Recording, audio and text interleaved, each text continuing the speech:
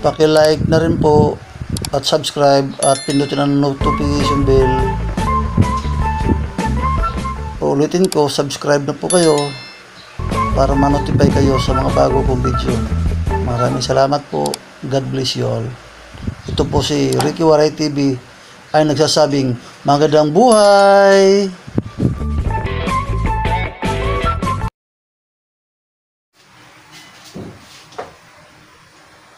Ito mga kawaray, meron naman tayong 2 kilong karne.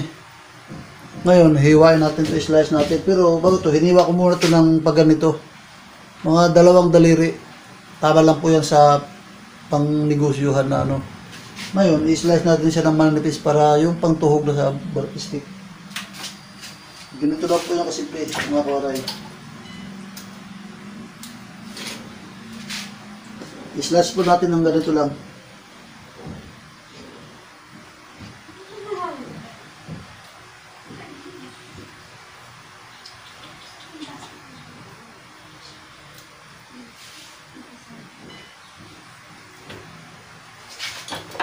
Ganyan lang po yan mga kawaray. Yan o. Kita nyo. Yan. Isang tuhugan na po yan. Huwag po masyadong makapal para hindi po kayo malugi sa negosyo nyo. Yung tama lang. Bale, 2 kilo lang itong binili ko kasi marami pa akong stock sa freezer. Nakamarinate na rin yun. Kasi hindi na-ubos kagabi. Masyadong malakas ang ulan. Ngayon, itong ginagawa ko ngayon, mamarinate ko ito para bukas gagamitin ko pang tinda. Maigi kasi yung isang araw ko minamarinate. Tapos kinabukasan pang tinda, masarap, malasa siya.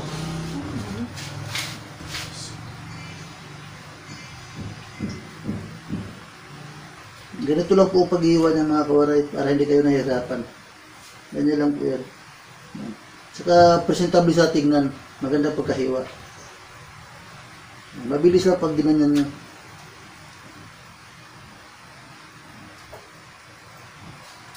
Ganyan lang. Huwag yung masyadong kakapalan. Manipis lang.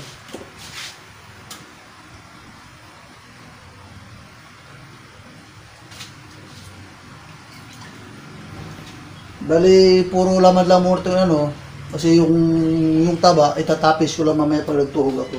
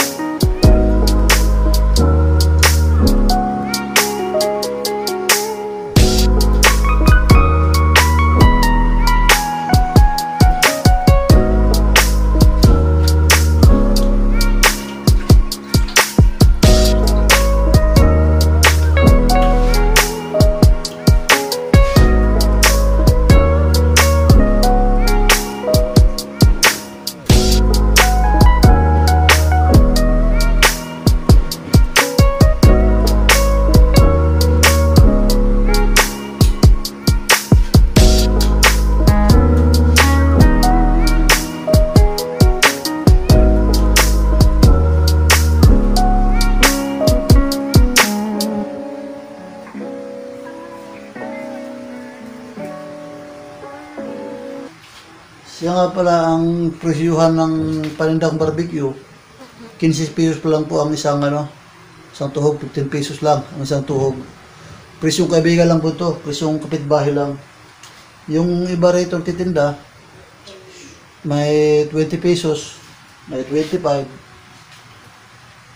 Eh, mahirap naman po. Pataasan ko lang presyo.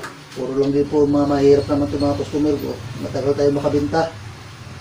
Matagal mapaubos yung paninda.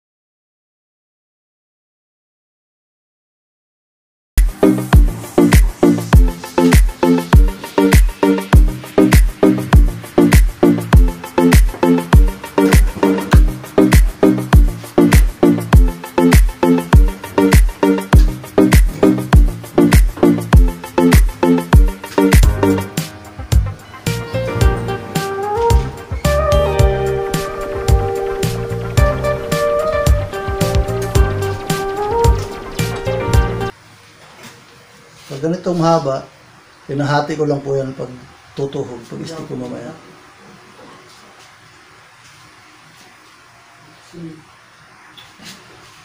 So nga pala mga kawaray, kung bibili kayo ng karne, piliin nyo yung malambot ang laman. Yung hindi maraming lated. Kasi kapag matigas yung laman na bibili nyo, mapangit po siya pag inihaw nyo, matigas, makunat. Yung ayaw ng mga customer ng ganyan. Kaya piliin nyo yung malambot, yung parting kasim, huwag yung pigi. Kasi pag pigi kasi, matigas yung laman niya. Yun ang isa po yung pipiliin kapag bibili kayo ng pang-barbecue karne, piliin nyo yung hindi matigas. Malambot lang. Para pag minarit mo, pag inihaw kinabukasan, parang ano siya, yung tusino ang kalalabasan.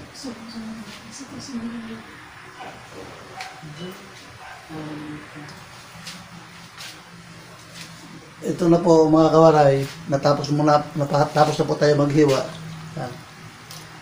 Medyo marami-rami din po yan. So mamaya, mamarinate na natin ito. Papakita ko sa inyo kung paano ako mag-marinate, kung ano mga sangkap ko. Minus 3,000. Ngayon, hugasan natin ng maayos itong karne. Kasi ang sabaw nito ng pinagmarinitan ko, ginagamit ko po rin paggawa ng sausawan.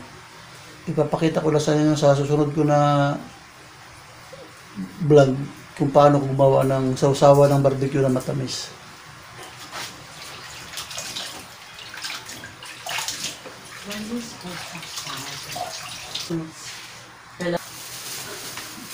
Ngayon, magpiprepare na tayo ng gagamitin natin pang marinate.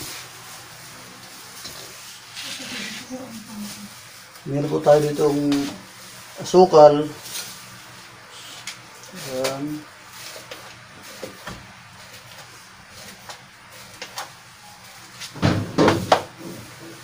Kamintang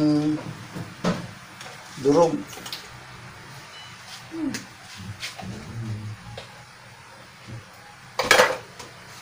Tapos, ito, medyo sarap.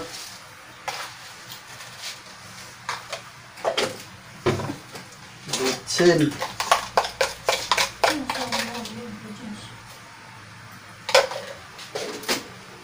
At iodize. Maganda kasi iodize gamitin, madali sa malusaw.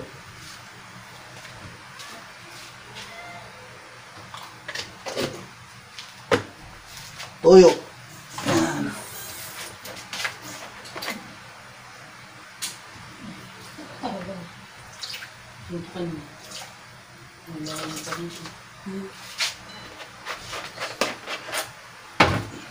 Tapos meron tayo ditong pampakulay. Kulay orange para maganda tingnan yung karne, laman ng karne para mukhang presentable siya. Orange na orange ang dating ng karne.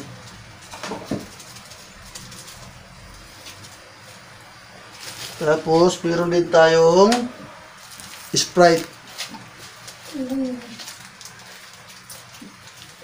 Naglalagay po ko ng Sprite pang marinate ko kasi ito rin ang gagamitin kong minatamis na sausawan ng barbecue para malasa talaga yung sausawan ko.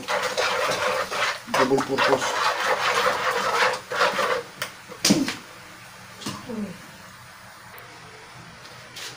At ito, kalamansi. Marami-raming kalamansi yan para mas masarap kasi pag maraming kalamansi. Tapos ito naman, sibuyas at bawang, na i-blender ko na yan. Maganda kasi pag naka-blender siya, durog na durog. Makapit sa laman ng barbecue. Hindi ko na pinakita sa inyo kung paano siya blender. Basta yan na po ang kinalabasan. Ngayon,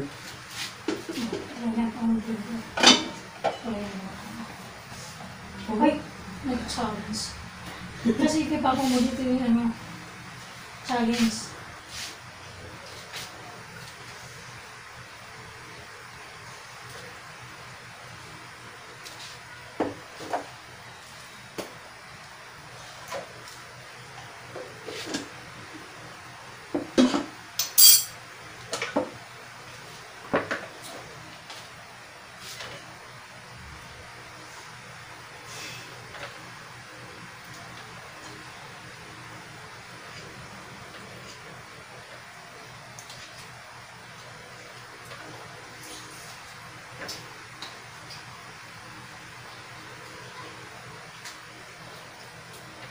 Kailangan po talagang salain ang mga buto ng kalamansi kasi mapait yan pag nahalo sa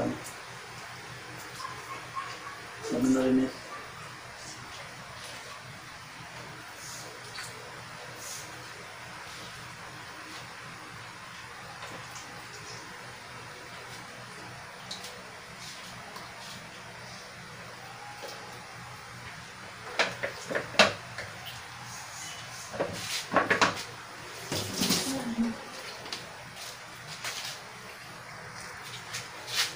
Saka halo-haloin nyo muna mga kawaray para malusaw yung asukal at saka asin bago nyo ilagay yung karne.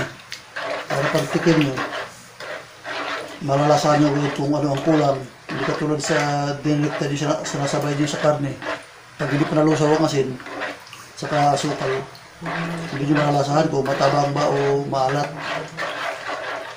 May tendency yan na pag hindi malusaw yung asin, napasobra kayo lagi, maglalagay ulit yung asin, mapapaalat ang timplada niyo. Ito ako, nilulusaw ko muna. Kasama rito yung yun.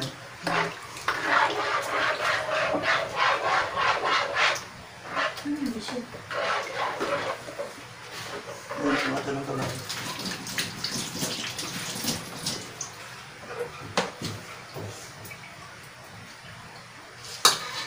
Pasensya na po kayo mga kawaray kung hindi na ako gumagamit ng gloves pag mamarinate ko. Naglilinis naman ako ng kamay, naghugas na maayos. Ito, hinugasan na rito ng maayos yung karne natin. Saka natin ilalagay yan. Ganyan natin. Saka natin halo-haloin. Nakailang pera lang.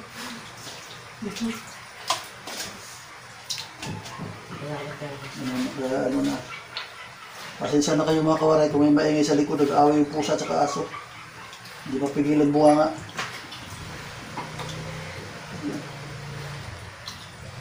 Yan. Kung nahalo na ng maayos yan, saka natin titikman kung okay na yung lasa kasi tunaw na rin naman yung asukal at saka asin. Kailangan po talaga halaluin ng maayos para sumipsip ang lasa.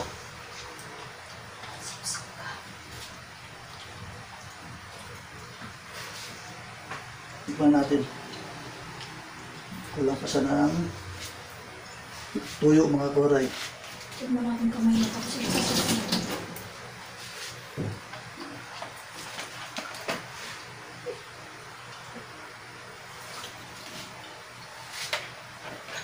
Kunting tuyo, kunting asin ang kulang. Kunti lang. Baka umalat. Sipon.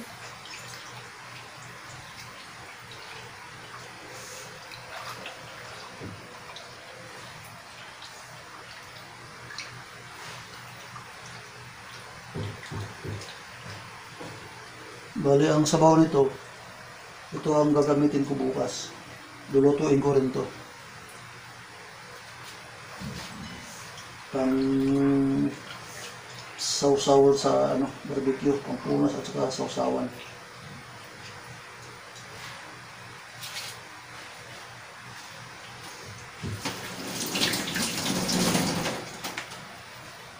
Okay na mga kawaray.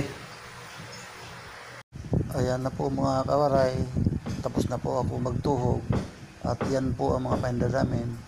I-display namin mamaya. Sana hindi umulan para magbenta naman. Sunod-sunod lang po ang ulan. Ingat po kayo mga kawaray dyan. God bless. Magandang buhay. Yung hindi pa nakapag-subscribe, subscribe na po kayo para ma-notify kayo sa mga bagong video. Maraming salamat po sa inyong lahat. Bye-bye.